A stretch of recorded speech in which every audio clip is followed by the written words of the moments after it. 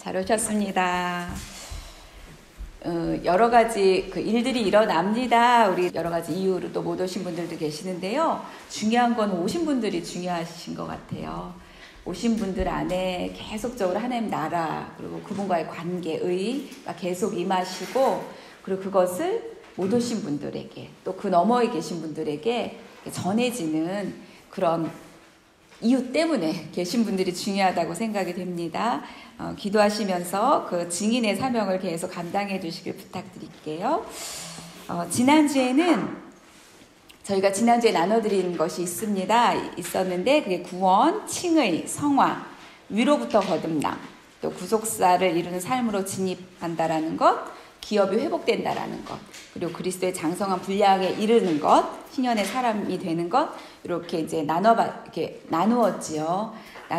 뭐 어디서부터 어디다 이렇게 끊을 수는 없지만, 저희가 어디쯤을 걷고 있고 어디를 향해 가고 있는지를 좀 이제 분별하고 또 더 사모하기 위해서 나눴습니다. 특별히 위로부터 거듭남, 그렇죠? 그리고 구속사의 삶으로 진입하는 것에 대해서 좀 더 나눴어요. 그리고 기업의 회복, 기업을 온전히 회복하고 하나님께 가신 분들, 아브라함, 침례 요한, 또 시므온, 그리고 우리 중에 하나인 또 여러분 각자 이것들을 이제 나누었죠. 그런데 이제 그 나누고 이제 큐티방으로 이렇게 나눠지잖아요. 나눠져서 저도 이제 나눠져서 이렇게 제가 속한 큐티방에서 이렇게 나누다가 조금 이 기업에 대해서 오해가 있을 수도 있겠다 이런 생각이 들었어요. 당연히 그럴 수도 있겠다라는 생각이 들었고, 그거에 대해서 조금 더 정확하게 제가 할 수 있는 범위 내에서 나누고, 또 그것이 실제적으로 내 삶에 어떻게 기업이 회복되어 갈 수가 있는지, 우리는 그게 중요한 거잖아요.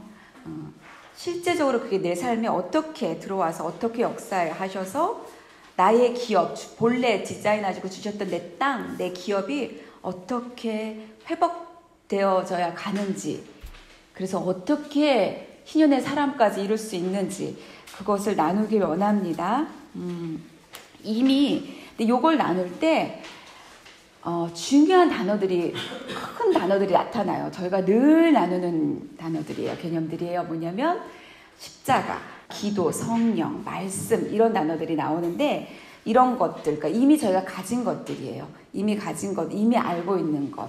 이것을 더 굳게 붙잡는 시간이 되기를 기도합니다. 신년이라는 개념을 저희가 레위기 때 나누었어요. 레위기 때 나누었죠.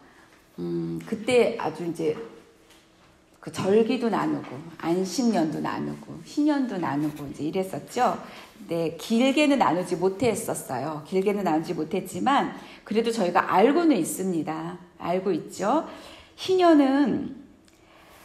신년의 전제는 신년은 돌아가는 해죠. 회복되는 해잖아요. 그러면 회복될 무언가가 있다라는 거예요. 그 말은 바꿔 말하면 본래 내 것이 있었다라는 거죠.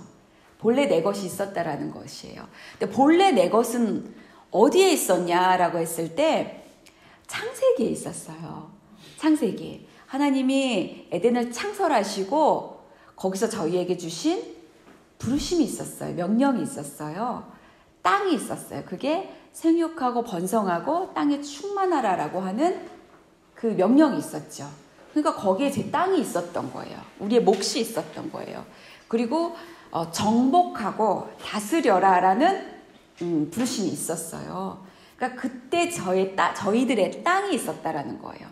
저희가 정복해야 하는 땅, 그리고 정복하기 위해서 주어진 땅, 이미 주신 땅, 그리고 그 땅에서 다스려야 되는 것, 다스리면서 거기서 생육하는 것, 그리고 막 번성하는 것, 그럼 기업이 막 커지는 거잖아요, 더.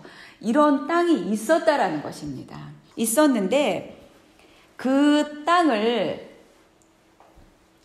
이제 잃어버려지기 시작한 거예요.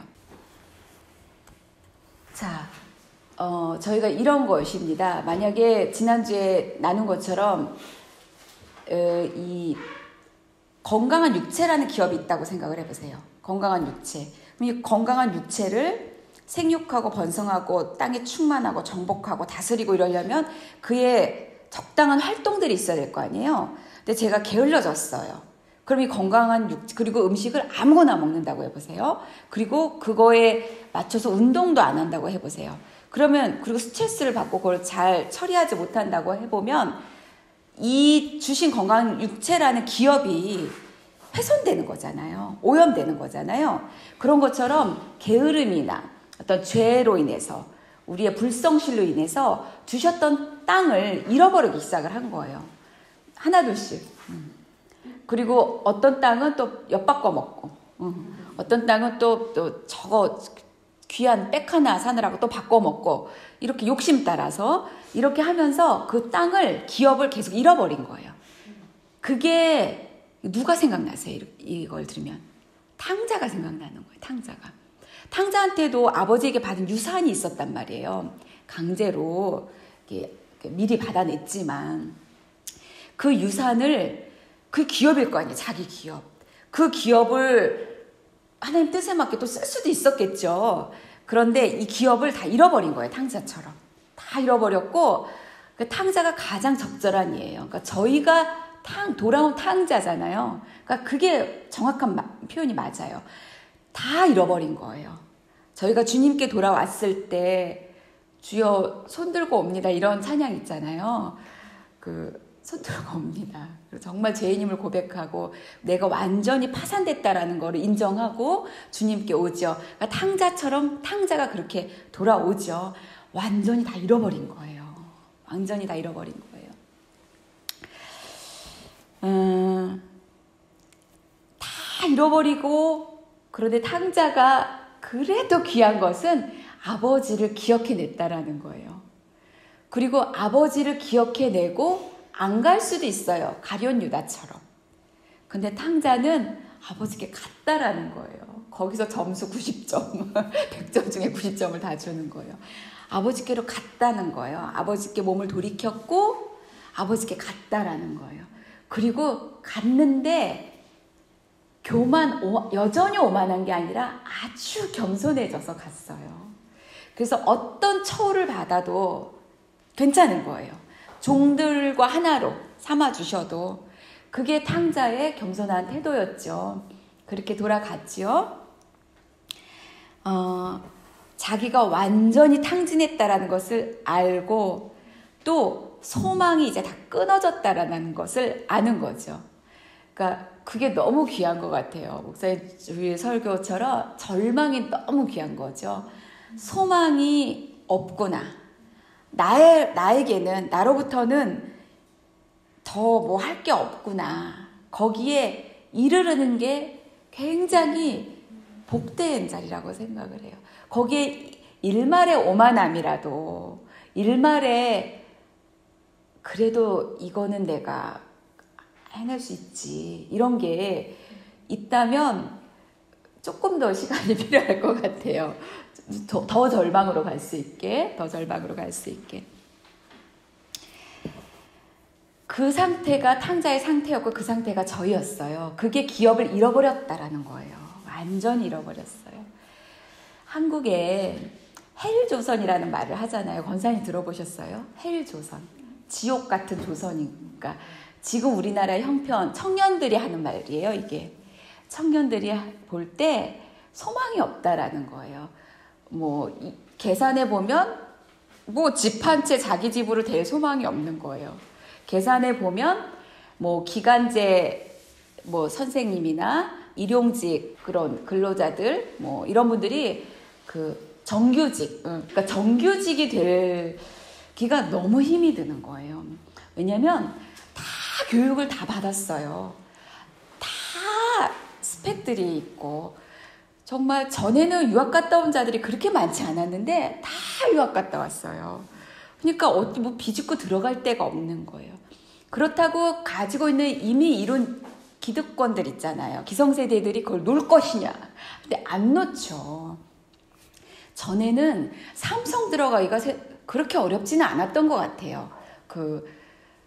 저희 언니 세대만 해도, 저희 세대만 해도 저보다 빠르게 해가 다르게 변하긴 했지만 최선을 다해서 공부하고 최선을 다해서 하면 들어갈 수 있었어요. 있었어요. 그리고 그 안에서 인내하면 들어간 자들 중에서 나오는 사람이 반 이상은 됐던 것 같아요. 힘겨워서. 근데 거기서 인내하면 또 승진하고 이럴 수 있었어요. 근데 지금은 거기 들어가는 게 너무나 하늘의 별같이 보이는 거예요. 그렇다고 하더라고요. 그러니까 이 젊은이들이 어떻게 자기 기업을 세상적으로도 어떤 자기 가정을, 결혼도 생각을 못하지. 이런 내가 어떻게 결혼을 하겠어요. 뭐 집이 있어야 결혼을 하지. 전셋집이라도. 이런 거. 금수저, 흑수저. 거기서 나온 이제 비탄의 말이죠. 근데 우리나라뿐만이 아니라 서구도 마찬가지. 밀레니엄 세대들 있잖아요. 마찬가지예요. 그들은 인식을 했어요. 뭘 인식했냐면 우리는 가난하다라는 걸 인식을 한 거예요. 가난할 수밖에 없는 거. 보세요. 우리 버지니아에서 집을 어떻게 사요? 그렇잖아요. 하우스 푸어. 한국도 그렇고 여기도 그렇고 하우스 푸어. 이렇게 평생 먹이 지니면서 하우스 푸어죠. 가난하다라는 것을 이제 인식을 해요. 그리고 이렇게 생각을 해보면, 논리적으로 따져보면 전복될 일은 없어요. 없어. 한방해서 이게 어디 이렇게 올라간다 이런 게, 그러니까 자꾸 연예인을 바라보게 되는 거예요. 그 체육인들을 바라보게 되고, 그거는 굉장히 높잖아요. 머니가. 그래서 이 밀레니엄 세대들이 거기서 살아남아야 되니까 가치를 바꾼 거예요. 뭔가를 소유하는 것이 아니라 함께 좋은 집을 나눠 쓰는 거, 이렇게. 그러니까 자꾸 이렇게 거기서 자기들도 그렇다고 삶의 질을, 이런 것들을 포기할 수는 없잖아요. 그러니까 자꾸 뭔가 방법을 찾아내는 거죠. 그 말인 즉슨 그들도, 서구의 밀레니엄 세대들도 소유할 수 없다라는 걸 안다라는 거죠. 소유할 수 없다라는 거를. 근데 이들은 조금 더 영리하니까, 그러니까 뭐랄까, 조금 더 개인주의적이라고 해야 되나? 이 소유에 대한 것들을 빨리 이해하고 빨리 포기하고 공유의 개념으로 돌아선 거예요. 돌아선 거고, 저희 대한민국 같은 경우도 그런 개념들이 또 많이 나타나는 것 같아요. 나타나기 시작을 하고, 그렇게 이제 기업을 다 잃어버렸기 때문에 소망이 없어요. 어떻게 내 땅을 찾는다 이런 게. 그런데 그런 상황 속에 정말 황당한 반전이 일어나는 거예요. 우리로서 납득이 안 되는 거예요. 그러니까 내가 기업을 다 잃어버린 자한테는 이게 너무나 굿뉴스인데, 내가 땅이 있는 자라면 말도 안 되는 뉴스가, 명령이 하나님으로부터 임한 거예요. 그 명령이 뭐냐면 50년이 지나면 본래 이 사람이 불성실하던가 게을르던가 어떤 사고를 당했던가 천재지변을 통해서 그 땅이 완전히 쑥대밭이 됐던가 어떤 이유에서든지 자기 땅을 팔아버렸단 말이에요. 자기가 이제 살아야 되기 때문에.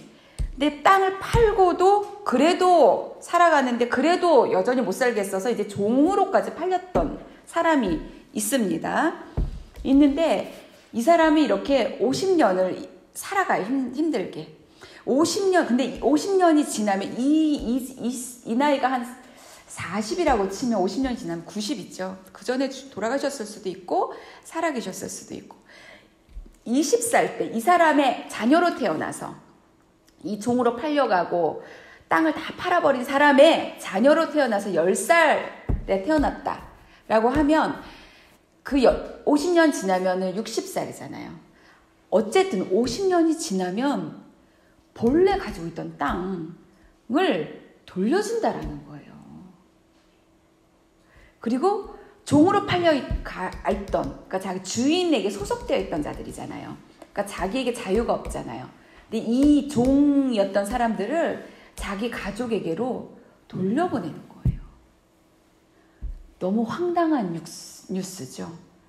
이 명령이 하나님으로부터 임한 거예요.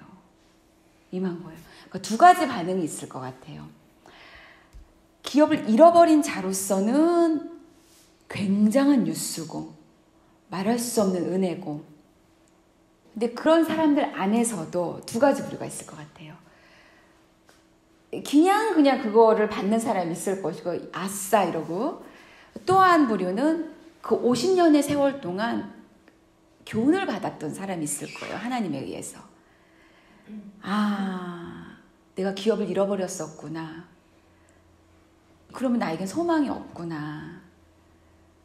그런데 하나님의 말씀이 있었는데 그 말씀, 희년이라는 말씀이 있었어. 50년 지나면 땅을 돌려주고 나를 가족에게로 돌려보내주는 그 말씀이 있었는데 그 말씀이 진짜일까? 정말 그때가 되면 그게 내 것으로 돌아올까? 나에게도 그런 일이 있을까? 이렇게 이거를 진지하게 배워갔던 또 사람들이 있을 거예요. 어쨌든 그 두 부류에게 이건 다 좋은 소식이었어요. 진정으로 좋은 소식으로 받아 누리는 사람이 있었고, 건들건들 건성으로 받아 누리는 사람이 있겠죠. 건들건들 건성으로 받아 누린 사람은 또 잃어버리겠죠. 그 기업을 또 잃어버리겠죠. 근데 이런 부류가 있고, 또 하나는 어떻게 내가 이 땅을 어떻게 수고해서 여기까지 왔는데 이것을 생으로 날로 돌려주냐라고 못 돌려주는 사람들이 있을 거예요. 그런 사람들이 하나둘 늘었기 때문에 이 희년의 제도가 지금 실행이 안 되고 있겠죠. 근데 그 토지연구원 학자들이 말하면 이 희년의 제도만 실행이 되면 정말 그 가난한 자가 없다 그러더라고요. 근데 그걸 못하는 거예요. 왜냐하면 우리의 욕심, 우리의 타락, 우리의 오염 때문에 그걸 못 내주는 거죠.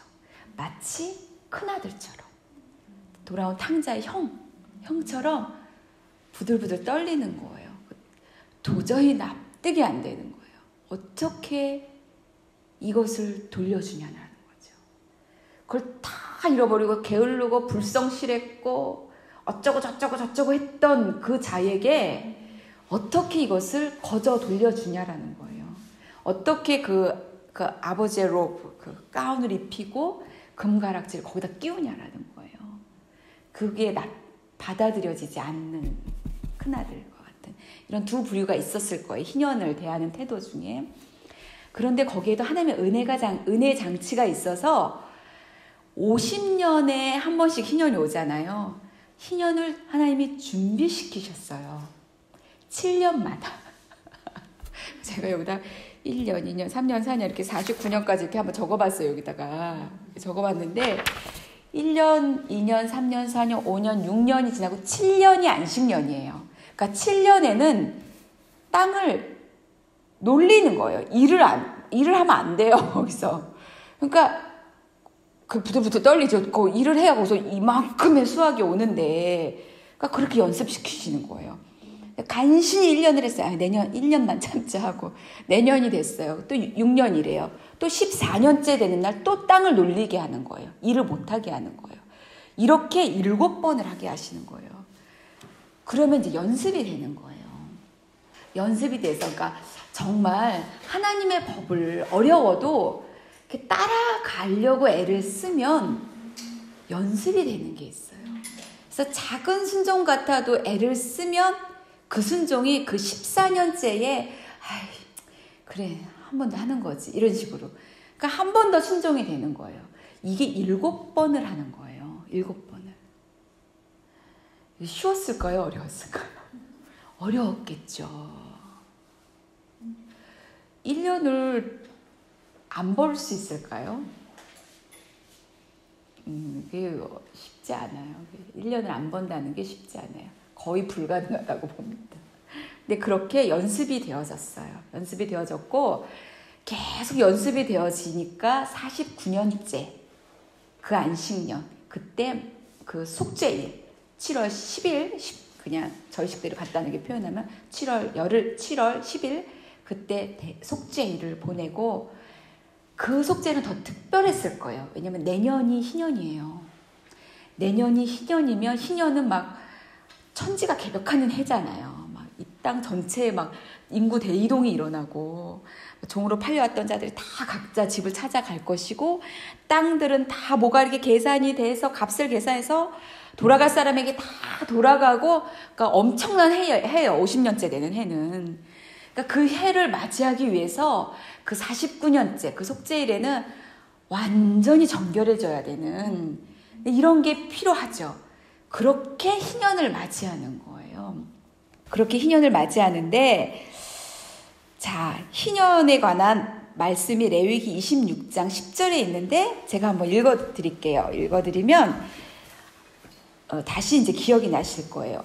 너희는 50년째 해를 거룩하게 하여 그 땅에 있는 모든 주민을 위하여 자유를 공포하라.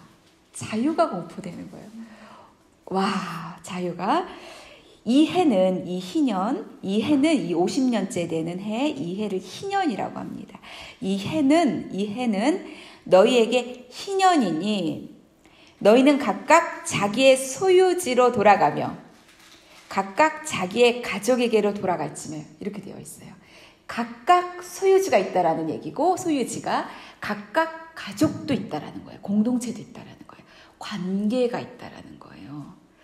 보세요. 이 말씀에서 50년째를 거룩하게 하여 이 거룩하게 하여는 그 49년째 7월에 속죄일에 50년째를 거룩하게 하기 위해서 정말 정결하게 속죄제를 드리는 것도 의미하지만 또 하나는 50년째를 거룩하게 하여 이 말은 그 희년을 순종해야 이 민족 전체가 거룩해진다라는 것도 의미하는 거죠.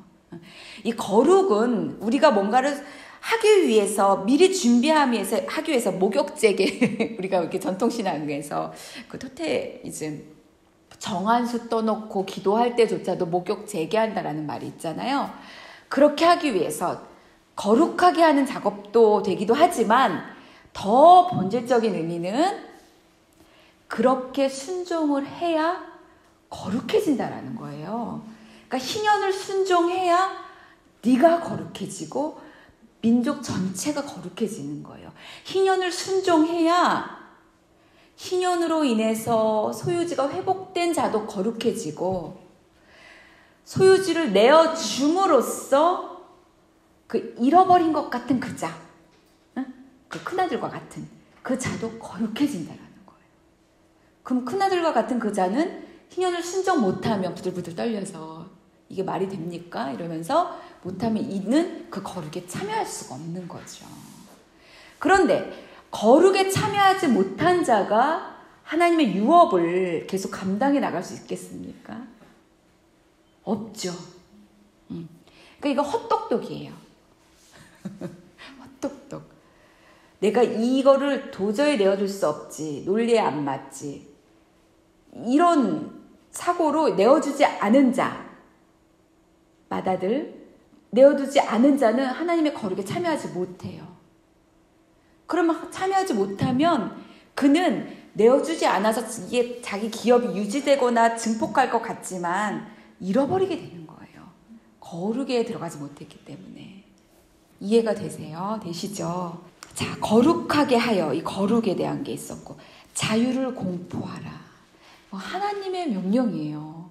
그럼 자유가 공포되면 자유가 임하는 거죠.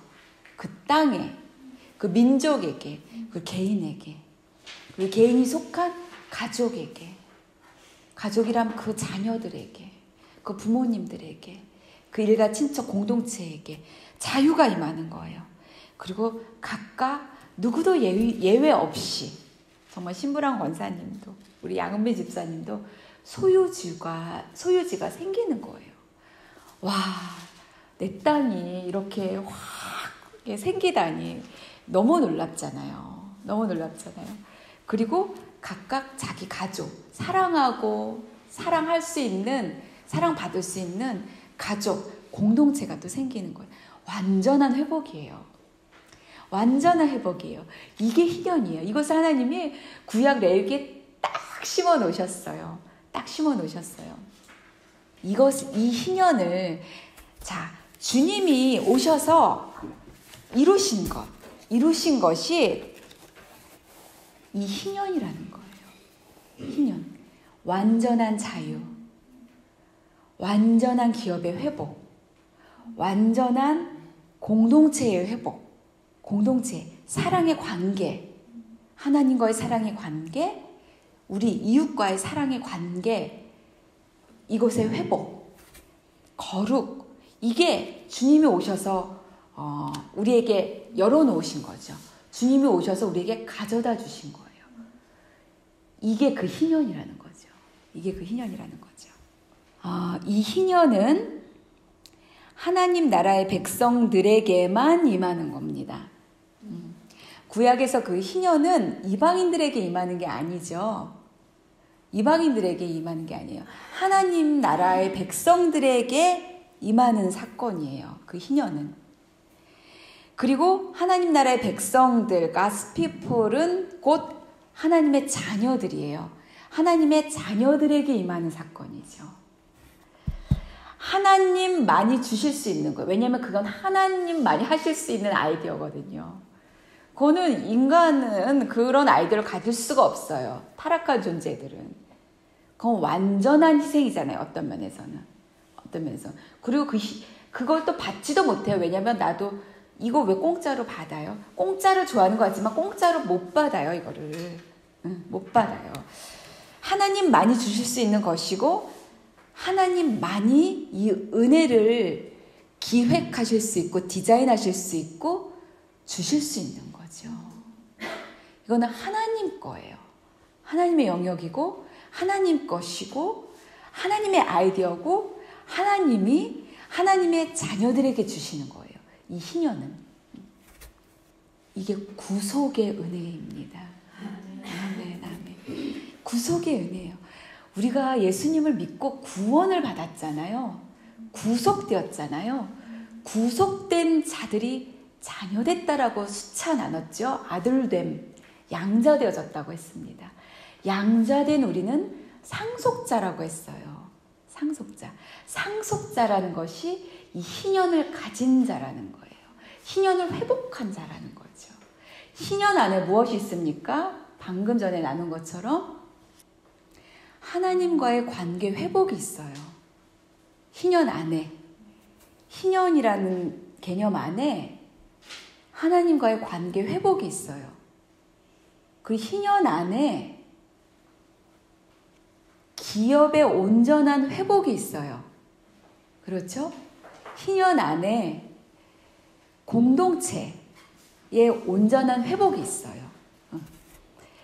희년 안에 하나님의 이렇게 표현하는 게 더 맞을 것 같아요. 하나님과의 관계 회복. 그러니까 관계 회복. 그러니까 희년 안에 뭐가 있냐면 첫 번째, 하나님의 자녀라는 정체성이 있어요.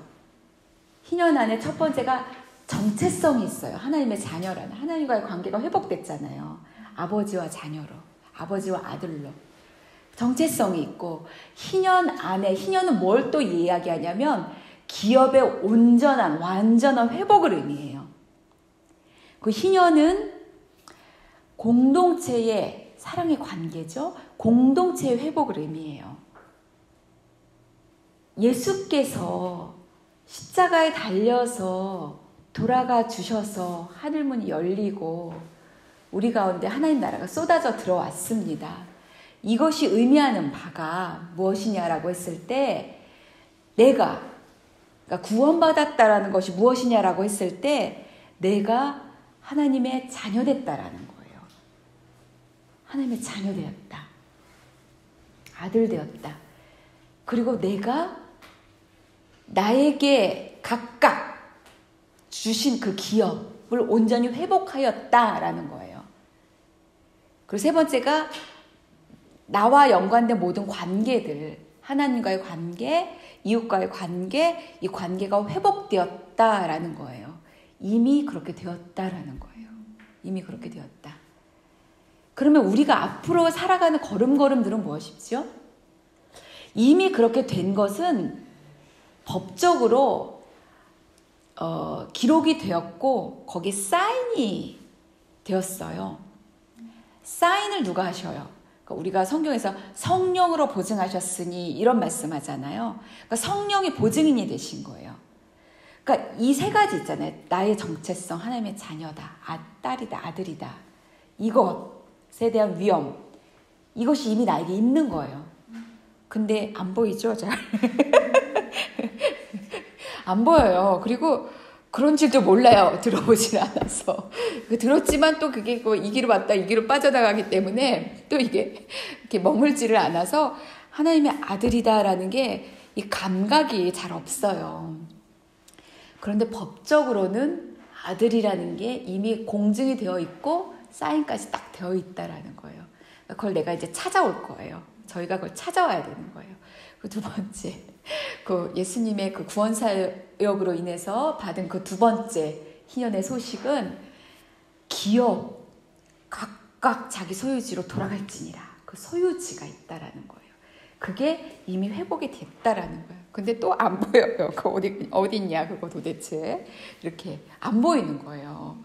갈렙은 이 산지를 내게 주소서 하잖아요. 갈렙은 그걸 봤어요. 알았고 들었고 그걸 키웠고 때가 돼서 그것을 요청했어요. 그리고 그걸 자기가 가져왔어요. 우리도 그걸 할 거예요. 그 내게 주신 소유지 각각이 다 있다라는 겁니다.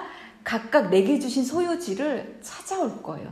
아니 찾아오는 게 아니에요. 이미 주셨어요. 여기 있는데 그거를 이제 밝혀낼 거예요. 밝혀낼 거예요. 세 번째, 관계, 모든 관계, 나와 연관된 모든 관계. 하나님과 나도 완전히 회복이 됐잖아요. 근데 어떤 면에서 여전히 하나님 앞에 정직히 못 나가는 부분들, 두려워서 또 이렇게 옷깃을 여미고 갖추고 속이고 하나님 앞에 나가는 부분들, 또 그게 하나님 앞에서 그렇지만 또 그게 동일하게 우리 인간과의 관계 속에서도 그렇게 되거든요. 이렇게 솔직히 정직이 안 돼요. 정직이 안 되죠? 안 됩니다. 솔직한데요. 그게 아니고 정직이 안 되는 거예요. 하나님과의 그 정직이 회복, 그 앞에서 투명함이 회복이 돼야 여기서도 회복이 되는 거죠. 그러니까 그런 관계 회복도 이미 주신 거예요. 주신 거예요. 이제 우리가 거기서 찾아올 거예요. 그게 꺼낼 거예요. 그런 것들을 이제 해 나갈 것입니다. 자, 진짜 할렐루야예요. 이미 우리가 가진 것을 생각해 보면 할렐루야. 이게 점점 인식이 되면, 그리고 그 걸음을 조금이라도 걷기 시작하면 하나님은 선하셔서요. 좋으신 하나님이시잖아요. 좋으셔서 우리가 여기에 이 부르심에 조금씩 순종을 하기 시작하면 그게 내가 상상한 것 이상으로 나에게 임해요. 임해요. 내가 기대하는 것보다 심하게 임해요. 그게 하나님이 하시는 거예요. 절대적으로 하나님은 그렇죠. 그런데 왜 안 임할까라고 생각했을 때 정욕대로 구하거나 또 오늘 말씀에 의하면 썩어질 것을 구한다거나, 그러니까 엉뚱한 데가 있는 거죠. 그러니까 엉뚱한 것, 그러니까 올바른 소식을 못 들은 거예요. 그러니까 자꾸 올바른 소식을 듣는 게 중요하죠. 듣고 거기서 조금씩 한 걸음씩 떼기 시작하면 하나님은 기다렸다는 듯이 무언가를 행하십니다. 이제 저희가 이제 그렇게 될 것입니다. 진짜 아멘이에요. 자, 이것을 이 디자인이 크신 일을 이루신 하나님께, 이런 찬양 있죠. 크신 일, 그리고 이 큰 일을 보리라. 이 크신 일, 이 큰 일, 이것은 이 하나님의 계획을 뜻해요. 이 계획. 사랑했으나 타락한 저희들을 하나님이 찾으셔서 이렇게 회복시키실 거라는 이 전체 그림을, 이 하나님의 계획을 이 크신 일이라고 얘기하는 거예요. 이것이 조금씩 깨달아질 때마다 와, 정말 하나님이 크신 일이 너무 놀랍다 하고 막 이 찬양이 터져 나오죠. 근데 이제 이 크신 일이 그거라는 것은 저희가 이제 들었습니다. 들었는데 이 크신 일을 이루기 위해서 하나님이 그냥 하시지 않으셨어요. 주님을 대가로 주셨죠. 주님을 희생으로 치르셨어요. 그렇죠? 그것은 주님의 희생이었고 하나님의 희생이, 아버지의 희생이었고 삼위 하나님의 그 희생으로 치르셨어요. 그리고 우리는 그것을 통해서 그 주님이 치르신 희생 안에서 이것을 받아오는 거예요. 때문에 이것은 완전히 몇 중으로 보증이 된 거예요. 나는 도저히 나에게는 안 일어날 것 같아요. 그런 건 없어요. 예수 믿고 구원 받았다면 이것은 약속된 거예요. 주님의 십자가 사역으로도 약속이 되었고 성령으로도 보증을 받았고 이렇게 이거는 변개될 수가 없죠. 그러니까 소망을 잃지 않으시길 바라고 계속 keep going 하시기를 너무 바래요. 그리고 궁금한데 알고 싶다 이것을 멈추지 않길 바래요. 제가 지금 드리는 이 모든 말씀이 알 듯 말 듯 하면 멈추지 마세요. 계속 알기를 구하시고 경험하길 구하시고 알 듯 하신 분들은 더 확장되길 구하시고 깊어지길 구하시고 그러시길 부탁드리고요. 자, 주님의 십자가의 죽으심과 부활하심을 좀 더 선명히 이해하기 위해서 십자가의 죽으심과 부활하심이 이제 어떻게 우리에게 무슨 일을 가져다 줬을까 이런 것을 조금 더 선명하게 보기 위해서 침례를 묵상해 볼 거예요. 침례를 주님의 십자가를 예표하는 것은 많죠. 6월절 어린 양도 그렇고요. 또 뭐 홍해를 건넌다라는 것도 그래요. 또 요셉의 생애도 주님을 예표하고 모세도 주님을 예표하잖아요. 구약의 모든 제사도 주님을 예표하고 성막도 주님을 예표하죠. 많은 것들이 다 주님을 상징하고 있어요. 침례가 그것을 마지막 상징이라고 해도 좋을까 할 만큼 침례 역시 주님의 십자가 사역을 아주 그대로 담고 있어요. 그걸 보면 주님과 가장 가까운 사건이잖아요. 침례는 주님의 십자가와 가장 가까운 사건이잖아요. 그거를 볼 때 더 저희가 잘 선명하게 이해가 돼요. 그리고 그렇지. 그럼 다시 한 번 더 이런 용기가 날 거라고 믿습니다. 누가복음 3장을 한번 펼쳐보세요. 아이폰으로 여셔도 좋고요. 성경으로 보셔도 좋고 누가복음 3장 21절, 22절 두 절인데요. 누가복음 3장 21절, 22절 다 함께 읽어보시겠습니다. 시작.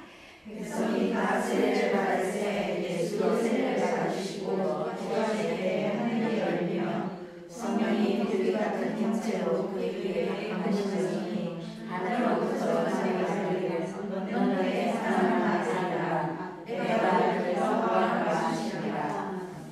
아멘. 자, 첫 번째 예수님이 하심으로 일어난 일을 볼 거고요. 두 번째는 그것이 우리 안에 어떻게 일어날 게 두 가지로 볼 거예요. 백성이 다 세례를 받을세. 그쵸? 예수님도 세례를 받으시고 저희도 받습니다. 요한복음에서. 요한복음은 이제 요한의 입장에서 본 거죠. 보라 세상 죄를 지고 가는 하나님의 어린 양이로다 라고 요한의 눈으로 보고 그분이 오셔서 침례를 받으신 거예요. 이제 그걸 보고 이제 누가복음은 어떻게 보면 예수님 입장에서 더 써진 거죠. 예수님도 세례를 받으셨어요. 침례를 받으셨어요. 침례를 받으셨다라는 것은 무엇을 의미합니까? 무엇을 의미하죠? 침례는 누가 받습니까? 침례는 죄인이 받는 거잖아요. 침례를 받으면서 그 죄인이 물속으로 잠겨 들어가죠. 잠겨 들어가고 거기서 그의 죄가 다 죽는 거를 의미하죠. 그러니까 침례 자리에 섰다라는 것은 나는 죄인입니다 라는 공증 앞에, 그러니까 퍼블릭, 거기서 인정하는 행위인 거예요. 인정하는 행위인 거예요. 나는 죄인입니다. 그리고 물속으로 들어가는 거예요. 나는 이렇게 죽습니다. 그리고 올라오는 거죠. 나는 씻기고 나는 이제 깨끗해졌습니다. 나는 이제 새로워졌습니다. 라는 것을 의미하는 게 침례예요. 침례. 근데 예수님도 침례를 받으셨어요. 예수님이 인정하신 거죠. 나는 죄인입니다. 죄가 없으신 분이에요. 그럼 인정하셨다라는 건 무슨 의미일까라고 했을 때 우리 죄와 연합하셨다라는 걸 의미하죠. 그러니까 우리를 끌어안고 우리 주님은 죄가 없으시잖아요. 근데 우리 죄를 안고 연합하셔서 침례 자리에 서신 거예요. 죄인이 되셔서, 죄인처럼, 죄가 없으신 분이 죄인이 되셔서, same, 죄인과 같이 되셔서 그 자리에 서신 거예요. 마치 죄인처럼, 죄인으로서 완전히 연합되신 거죠. 그리고 들어가신 거예요. 그때 무슨 일이 일어난 거예요? 그건 십자가의 죽음이 일어난 거예요. 그때 들어가셨을 때. 그것이 주께서 십자가에서 하신 일인 거죠. 십자가에 달려서 죽으신 그 죽음을 의미합니다. 그리고 이제 일어나셨겠죠. 이렇게 올라오셨죠. 부활하셨죠. 그리고 기도하실 때에 기도하셨네요. 그때 하늘이 열렸어요. 하늘이 열렸어요. 십자가에서 주님이 돌아가셨을 때 지성소의 휘장은 위로부터 아래까지 쫙 찢어졌잖아요. 황소 2마리가 좌우에서 그 휘장을 찢으려고 끌어당겨도 찢어질 수 없는 그 휘장이 사람의 힘 아래서부터 누가 가위질을 한 게 아니라 뭐 이렇게 톱으로 자른 게 아니라 하늘로부터 찢어진 거예요. 그것이 의미하는 바는 명백하죠. 하늘이 열렸다라는 거예요. 하늘이 열렸다라는 거예요. 주께서 죽으시고 일어나셨을 때 하늘이 열려버렸다는 거예요. 와, 하늘이 열려버렸고 거기로 기다렸다는 듯이 쏟아져 들어오신 분이 계셨어요. 그분이 성령님이신 거예요. 할렐루야, 할렐루야. 성령님이 그 위로 기다렸다는 듯이 하나님께서 정말 하나님이 얼마나 기다리셨겠어요. 그때를 때가 참에 주께서 오셨잖아요. 주님이 오셨고 또 기다리셔서 그 십자가에 이르시기까지 얼마나 기다리셨겠어요. 십자가의 죽으심을 얼마나 기다리셨겠어요. 삼위 하나님이 죽으시고 부활하시기를 얼마나 기다리셨겠어요. 부활하시고 하늘이 열려버린 거예요.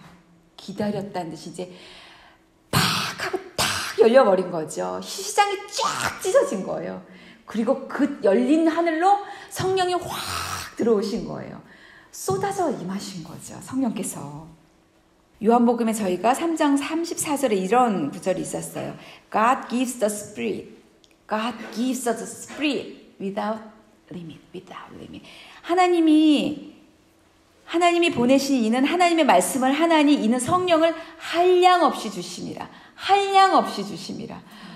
여기에서 눈물 나지 않으셨어요? 저는 막 한량없이 주심이라. 정말 기다리셨다가 한량없이 부어주시는 거예요. 하나님의 사랑이 그동안 막혀 계셨잖아요. 오실 수가 없었어요. 오실 수가 없었는데 그게 하늘이 열리고 이제 그 하나님의 사랑이 성령을 통해서 이제 쏟아져 들어오시는 거예요. 그 사랑이 얼마나 크겠어요. 얼마나 크겠어요. 그 쏟아져 한량없이 주심이라.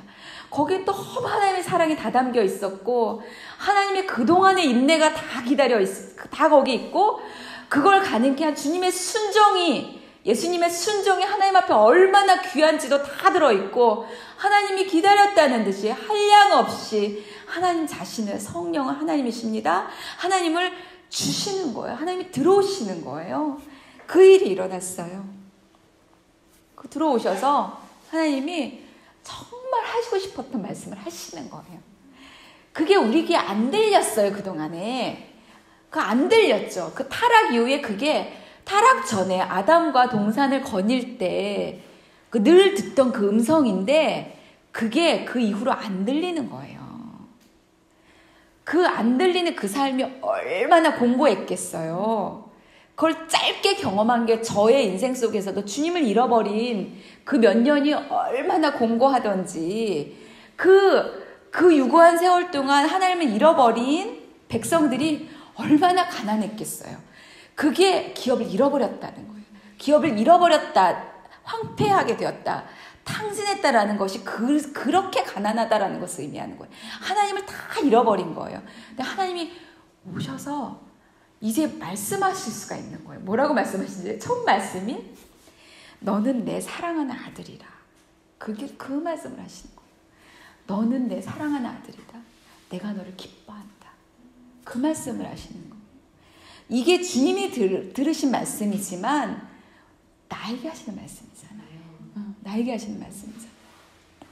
기다리고 기다리셔서 그 때가 차서 이제 하늘이 열리고 하나님 오셔서 하신 첫 음성인 거예요. 이게 너는 내 사랑하는 아들이고 내가 너를 기뻐한다.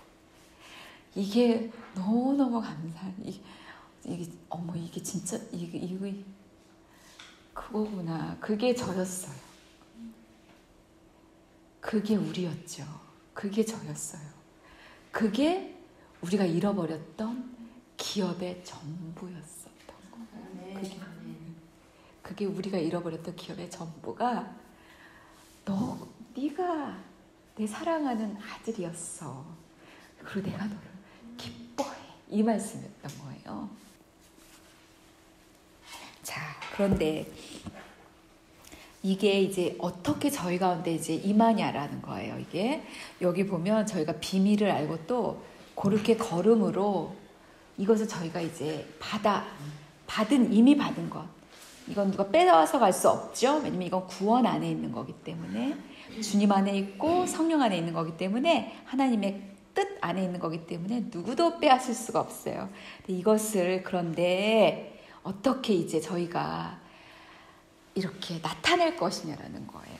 나타낼 거지. 그것을 볼 때 여기에 다 답이 있어요. 이 침례 안에. 자, 첫 번째는 십자가라는 거예요. 십자가의 죽음. 십자가. 침례를 받을 새. 이것은 십자가의 죽음을 의미하죠. 십자가를 의미합니다. 예수님은 죄인이 아니셨어요. 그런데 죄인의 자리에 서셨어요. 그게 첫 번째 키예요. 진짜 핵심이에요. 이게 진짜 핵심인 거예요. A랑 B가 있어요. 있으면 뭐가 어렵습니까? 누가 옳으냐가 에서 어렵죠. 누가 옳으냐, 누가 맞냐, 여기가 이제 어려운 거죠. 돈이 문제가 아니에요. 돈은 이 관계가 괜찮으면 돈은 다 괜찮아요. 육체도 마찬가지입니다. 관계가 괜찮으면 육체의 연약함도 극복할 수 있어요. 공동체가 있기 때문에. 그런데 여기에서 누가 옳으냐, 이거는 십자가가 아닌 거예요. 십자가는 내가 죄인이다 라는 자리로 들어가는 거예요. 끊임없이 고민 중에 기도하면서 막 고민하잖아요. 기도하면서 막 증명하잖아요. 하나님 앞에서 기도하면서 내가 옳다라는 걸 증명하느라고 기도하잖아요. 그게 아니라 하나님 앞에 기도할 때, 기도의 자리에 갈 때는 하나님을 생각할 때, 하나님 앞에 설 때는 하나님, 제가 죄인입니다. 이렇게 서는 거죠. 죄가 있고 없고는 사실 중요하지 않아요. 그러니까 누가 옳고 내가 틀렸고 내가 옳았고 이건 중요하지가 않아요. 그게 이슈가 아닌 거예요. 침례 자리에 섰을 때, 예수님이 세례 자리에 섰을 때 죄인이시기 때문에 선 게 아니잖아요. 그죠? 서신 거예요. 죄를 다 끌어안고, 우리의 죄를 끌어안고, 그런 것처럼 우리는 그거를 예수님처럼 하는 거예요. 그게 방법이에요. 하나님, 죄가 누가 옳으냐 이 자체가 벌써 죄예요. 왜냐하면 평안이 깨졌잖아요. 하나님 나라가 깨진 거예요. 그러니까 이미 그걸 가지고 주님, 정말 주님 제 안에 평안이 없습니다. 제가 지금 마음이 복잡합니다. 하나님 저를 용서해 주세요. 여기에 하나님의 나라가 임하지 못하고 있습니다. 하나님의 성령이 나에게 들어오지 않고 있습니다. 나를 용서해 주세요. 왜 그래요? 죄 때문이잖아요. 그러니까 벌써 이게 누가 옳으냐 씨름하고 있는 건 죄인 거예요. 그러니까 빨리. 근데 누가 옳으냐 이거는 어쩌다 한번 나타나는 일입니까? 매일 몇 번씩 나타나는 일입니까? 매일 몇 번씩 나타나는 일인 거예요. 그 지혜가 뭐예요? 빨리 주님께 가는 거예요. 어떻게? 하나님, 내 안에 평안이 없습니다, 지금. 하나님, 지금 이게 깨졌습니다. 지금 다른 게 들어왔습니다. 하고 먼저 주님께 가는 거예요. 그거에 대해서 용서를 구하는 거죠. 하나님, 이런 나를 주님 용서해 주세요. 나 이렇게 있을 수는 없습니다. 주님, 이건 아니죠. 나는 이거 원치 않습니다. 주님, 저에게 말씀을 들려주세요. 말씀을 들려주세요. 주님, 저를 용서해 주세요. 이게 먼저인 거예요. 아시겠죠? 그렇죠? 아시겠죠? 이게 정말 그냥 습관이 되셔야 되는 거예요. 습관이. 나중에는 이렇게 반나절도 안 가고 빨리 십자가로 가는 습관이 내 습관이 되어야 되는 거예요. 어렵죠. 처음엔 어렵고 일주일을 머리끄댕이 잡고 있을 수도 있고 하다 보면 한 3일 정도 막 고통 속에 구를 수도 있어요. 이제 그런 시간들을 통해서 계속 3일 끙끙 앓던 것이 하루로, 뭐 하루 앓던 것이 반나절로, 반나절 앓던 것이 잠깐 생각하고 나면 얼른 십자가로 가지는, 이렇게 자꾸 그런 사람이 되어져야 되는 거예요. 근데 이것은 연습이 필요한 거예요. 희년을 누리기 위해서, 온전히 희년을 누리기 위해서 7년마다 한 번씩 연습을 했잖아요. 그럼 안식년으로 연습을 했잖아요. 안식년이 폭발한 게 희년이잖아요. 희년을 눈 뜨자마자 누릴 수는 없잖아요. 그게 안 되잖아요, 저희가. 연습이 필요한데 이런 연습이 필요해요. 첫 번째 스텝, 십자가로 가는 거. 그리고 나면 어떻게 되냐면요. 뭐가 깨달아지기 시작해요. 내가 죄인임을 알고 이게 이제 보혈로 씻겨지잖아요. 하나님, 저를 용서해 주세요. 그리고 분명히 내가 옳았다고 생각했지만 그 안에 내 죄된 마음 있던 거 있을 수 있습니다. 또 있기도 합니다. 보여져요. 그리고 그걸 이제 용서를 구하게 되죠. 그럼 보혈로 또 씻겨지는 거예요. 왜냐면 보혈은 구하면 주시는 게 보혈이거든요. 너무 귀하죠. 데뷔카드. 천금 인출기에 넣기만 하면 그 빨간 보혈이 막 오는 것처럼 구하면 되는 거예요. 기도로 요청하면 나오는 거예요, 보혈은. 십자가로 가서. 그러면 그 보혈이 임하시면 씻어주실 거 아니에요. 씻어주시고 나면 이제 분별이 돼요. 이게 이런 거구나. 근데 결과는 똑같을 수 있어요. 아까 내가 옳지 않습니까? 저 사람 틀렸지 않습니까? 저 사람이 옳은가요? 내가 틀렸나요? 여기에서 처음에 생각했던 거랑 똑같을 수도 있어요. 분별되고 보니 내가 생각했던 게 맞았구나. 이럴 수 있어요. 근데 처음에 생각한 내가 맞지 않습니까? 그것과는 질적으로 다른 맞았구나가 되는 거죠. 그렇죠?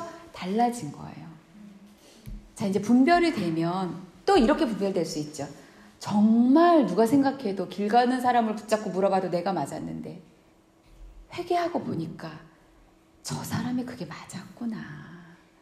그렇게 기쁜 듯이 그게 알아지는 거예요. 그렇게 분별이 되는 거예요. 분별된 걸 가지고 기도하기 시작하는 거예요.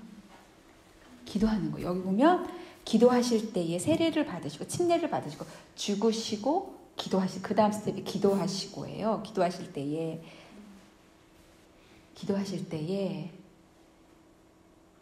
하늘이 열리고 근데 이 기도가 주께서 기도에 대해서 가르치실 때에 주님이 가르치신 기도에 대한 핵심은 아버지께 끈질기게예요. 주님이 저희에게 기도에 대해서 가르치셨을 거 아니에요. 기도에 대한 핵심은 아버지께 구하는 것이고 아버지에 대한 설명이 또 많이 있겠죠. 하늘에 계신 우리 아버지요. 그걸 가지고 이제 설명하셨죠. 그 주기도문 통해서. 이제 주께서 주님이 말씀해, 저희한테 기도해라라고 했을 때에 그 핵심은 아버지께, 그리고 끈질긴 과부 말씀하신 적 있잖아요. 끈질김 때문에 악한 재판장도 돌아서는 거예요. 거기에 핵심은 끈질김인 거예요. 끈질김. 구하고 찾고 두드리고, 또 끈질긴 기도를 말씀하시는 거고, 구하고 찾고 두드리고, 그러면 너희에게 성령, 좋은 것을 주시지 않겠느냐, 성령을 주시지 않겠느냐. 하늘이 열리고 성령이 한량없이 부어지는 것 같은 거죠. 끈질기게 기도하는 거예요. 자, 여기서 끈질기게 기도한다라고 했을 때 과거의 신앙생활 우리가 이렇게 배움이 적었을 때, 저희 어머니 세대 때는 배움이 적잖아요. 그랬을 때는 또 어떤 특정 어떤 교파는 또 더 그럴 수도 있고 또 덜 그런 데도 있고 뭐 여러 가지 또 장단이 있고 다 있지만, 이게 끈질기게 기도하면 성령이 임하시잖아요. 성령이 임하시는 게 전부예요. 그렇죠? 그런데 성령을 무슨 에너지로 보고, 그러니까 이게 성령을 구해야 된다 이렇게 얘기들을 많이 또 하시기도 하고 또 맞잖아요. 성령을 구해야 된다. 성령을 구해야 된다. 근데 지금 이 기도가 성령을 구하는 기도라고 하기는 좀 그래요. 이걸 가만히 보면. 성령님 오시옵소서 당연히 구할 수 있죠. 근데 앞뒤 전후 다 잘라먹고 성령님 오시옵소서, 거기에는 무슨 기도일까 그게? 좀 다를 것 같아요. 다른 게 많이 있었고, 그냥 어떤 에너지로 성령을 보는 거예요. 더 심하게 말하면 대박 사건 이런 것처럼 성령님을. 근데 성령님이 그런 분이 아니신 거잖아요. 그런 분이 아니잖아요. 성령의 능력, 이거를 어떤 대박 사건, 성령의 능력 이렇게 그것만 막 구해서 전후 앞뒤 좌우 다 잘라먹고 성령의 능력을 막 3박 4일 나무 뿌리 뽑아가면서 구하기도 하고 그랬어요. 또 저도 그렇게 했어요. 저도 저희 어머니 세대와 연관돼 있는 세대잖아요. 그러니까 오산리 기도원 가고 그 뒷동산에 가고 금식하고 막 정말 거기서 막 끝나고 보식하고 무서운데 그 동산 올라가고 나무 뿌리 이거 나도 잡아보고, 그것도 그 진짜 사모되더라고요. 맞아요. 그리고 저의 귀함이 또 그거예요. 그거를 내 동료들은 또 사모 안 하는 애들도 있는데 저는 그것도 사모했어요. 그 원초적인 그 성령에 대해서. 그러니까 진짜 사모 있죠. 그리고 생긴 거에 비해서 얌전하게 생겼잖아요. 근데 굉장히 그 성령님에 대해서 막 열려있는 게 있어요. 그리고 굉장히 기대하는 게 있고요. 근데 그게 그 성령님이 앞뒤 다 잘라먹고 그 성령님은 아니라는 거죠. 맥락 얘기 우리가 자주 하는데 맥락 속에서의 성령님이신 거예요. 하나님의 크신 일, 큰 일, 하나님의 계획, 디자인, 예수 그리스도 통해서 이루신 일, 그리고 십자가의 죽으심과 부활, 그리고 하늘이 열린 거, 그리고 임하시는 하나님 성령님, 그 속에서의 성령님이신 거지. 딱 잘라먹고 성령을 구하는 거는 좀 부족하죠. 그러니까 더 알면 더 깊이 구할 수가 있어요. 두렵지 않고 구할 수가 있어요. 제가 그렇게 성령만을 구할 때는 두려운 거예요. 이게 안 나타나시면 어떡하지? 이런 거 있잖아요. 그리고 또 현상이 나타나요. 현상이 나타나고 이런저런 현상들이 나타나고 그거 너무 감격하고 거기에 꼬꾸라지고 그거 다 있고 그거 정말 너무 귀한 경험이고 또 앞으로도 일어나야 될, 우리 가운데도 나타나야 될 그 현상들인데, 그런데 그 인격적인 성령님, 그리고 성령님이 가지신 그 능력, 그 성령 안에 있는 그 지혜, 능력, 그 성령님과의 사랑의 관계, 거기서 오는 성령이 계셔야만 깨달아지는 깨달음, 성령이 오셔야지만 인내할 수 있는 인내, 이 성령의 능력, 성령이 계셔야지만, 충만하셔야지만 기도할 때 나타나는 능력, 이런 것들이 이 성령 안에 다 계신 거죠. 그럴 때 기도하실 때 성령이 비둘기같이 임하시는 거예요. 성령이 임하시는 거죠. 성령이 한량없이 주심이라. 자, 그렇다면 본질적 기업의 회복은 하나님을 회복하는 것을 뜻하고, 그렇죠? 하나님을 회복하는 것. 그리고 사람들은 똑같은 오병이어의 사역을 보고 예수를 왕 삼으려고 하는 사람들의 태도가 있었고, 예수님은 정말 예수님같이 장성한 분량으로 사신 분은 누구세요? 예수님이시잖아요. 예수님, 하나님의 뜻대로 딱 살아내신 분은 예수님이신 거잖아요. 예수님은 어떻게 하셨는지 아세요? 그 사역 이후에 혼자 산으로 가셨어요. 하나님께로 가신 거예요. 하나님께로. 그 친밀한 관계 속으로, 그 친밀한 연합 속으로, 그 안식 속으로. 그게 예수님이시죠? 그 기업을 잃어버리실 수가 없는 거예요. 예수님은 하나님과 연합되셔서 하나님과 친밀하셔야 예수님의 기업을 fully 살아가시는 거예요. 하나님이 말씀하시는 것을 말씀하셨어야 했고요. 하나님이 하라고 가르쳐주신 일을 하셨어야 됐어요. 그리고 온전히 그걸 하셨어요. 그리고 온전히 그것을 기업을 fully 감당하시고 가신 분이 예수님이시잖아요. 그리스도의 장성한 분량을 하나도 낭비하지 않고 살아내신 분은 그리스도세요. 그죠? 말이 좀 이상한데 맞죠? 그리스도세요.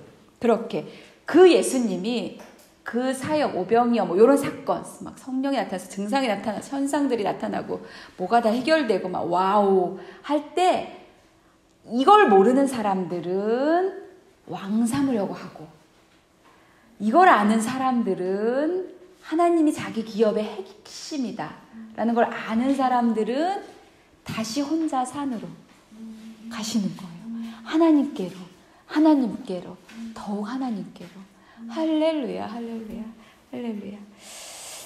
그러할 때에 각자의 현장 가운데 함께 걸어주시고 인도하시고 가르치시고 그 현장 속에서, 형편 속에서 하나님이 그 기업을 나타내 주시는 것이죠.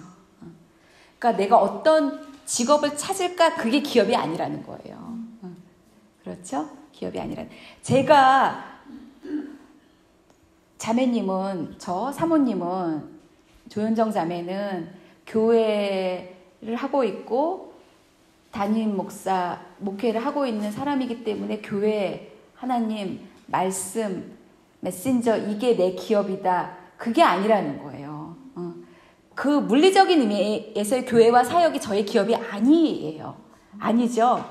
여기는 그냥 현장인 거예요. 저희 현장이고 저의 기업은 이 현장 안에 계신 하나님과의 관계, 거기서 가르쳐 주시는, 동행하면서 하나님이 주시는 인도하심, 가르쳐 주심, 깨닫게 하심, 그 속에 그대로 걷고 있는 거, 그게 저의 기업인 거죠.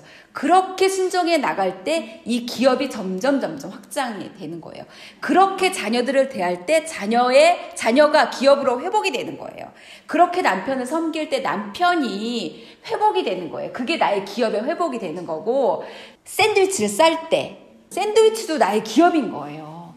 그렇게 내 기업으로 확장되는 거예요. 기도하시겠습니다.